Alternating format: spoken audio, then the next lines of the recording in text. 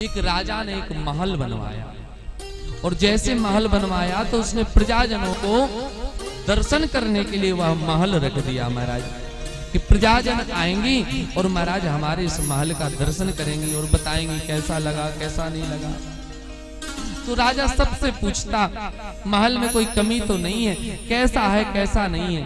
तो जो समझदार लोग होते हैं वो कह देते महाराज बहुत बढ़िया है, कोई कमी नहीं है।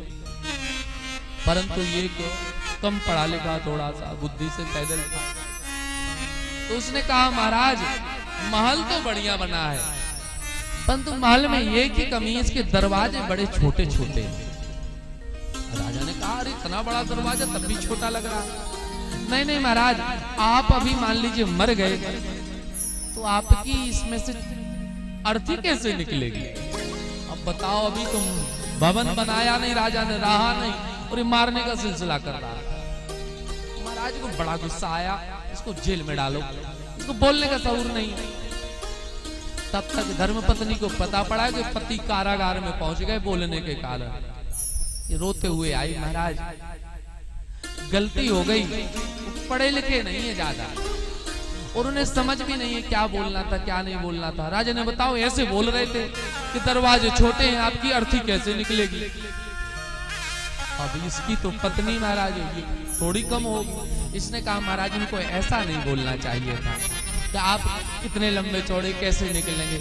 अरे कोई कुल्हाड़ी कोई हथियार तलवार की कमी थोड़ी है, आप मरिए तो आपको काट काट के निकाल देंगे इसमें से। ये बहुत गलत बोला है। राजा ने कहा ये तो और उनसे 3 हाथ आगे, महिला पुलिस को बुलाओ, इसको भी बंधन में डालो। एक महिला थाने एक पुलिस थाने, दोनों बैठे। अब बेटे को पता पड़ा कि माता पिता बोलने के कारण बेकार हो गई, सब गड़बड़। राजा ने बताया तुम पढ़े लिखे समझदार लगते हो, अपने माता पिता को नहीं बताते हो कुछ भी। बताओ, वो कह रहे हैं कि दरवाजे छोटे हैं, अर्थी नहीं निकलेगी। तुम्हारी माँ आई तो कहीं काट पीट के निकाल देंगे। बेटे ने कहा महाराज पुराने जमाने के लोग हैं, पढ़े लिखे नहीं है, जानकारी नहीं है, इसलिए बोल गए होंगे। ना उनको ऐसा बोलना चाहिए कि दरवाजा छोटा है अर्थी कैसे, ना माँ को ऐसा बोलना चाहिए कि काट पीट करके निकालेंगे। अरे इतना बड़ा आंगन है, यहीं पर कब्र खोद करके यहीं दफना दिया जाएगा, काहे को आप परेशान हैं।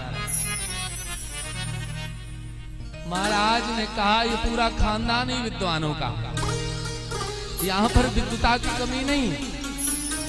इसलिए साधक कहते हैं कि कहाँ बोलना था और कहाँ बोल जाते हैं, कहाँ मुंह खोलना था कहाँ मुंह खोल जाते हैं। कि नई पीढ़ी के बच्चे यूं तो सुनते हैं जमाने भर के, नई पीढ़ी के बच्चे यूं तो सुनते हैं जमाने भर की, मगर जब माँ बाप बोले तो फिर बच्चे बोल जाते हैं, बच्चे जवाब देने लगते हैं।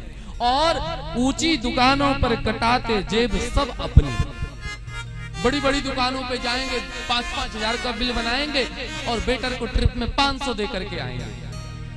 परंतु घर में महाराज काम करने वाला 8 घंटे वाला मजदूर 1 घंटा ज्यादा काम कर दिया और उसने कहा महाराज कल दिवाली है, मेहनत भी मैंने की है, कुछ दिवाली के पर्व पर कुछ दीजिए।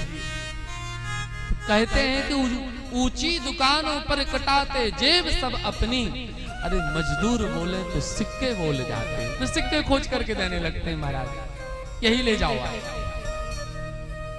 हमारे जीवन में ये महत्वपूर्ण है कि वाणी बाण न बन पाए महाराज। यही जीविया पान खिला दे, भैया बाबू कहो क्या हाल चाल है आपके, तो ठाठ है महाराज। अरे आओ भैया पान खाने जा रहे थे, आप भी खा लो, बड़ा अच्छा पान लगाता है।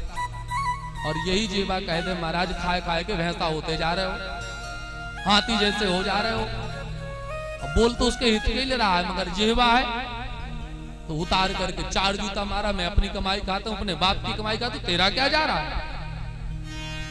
पान और पन ही यही जीवा, 206 हड्डियां होती कहते हैं शरीर में और जीभ में एक नहीं होती, मगर तू ये चाहे तो 206 की 6 तोड़वा दे, जब चाहे तब थुरवा दे आप। क्यों? इसमें महाराज हड्डी नहीं फिसल जाती।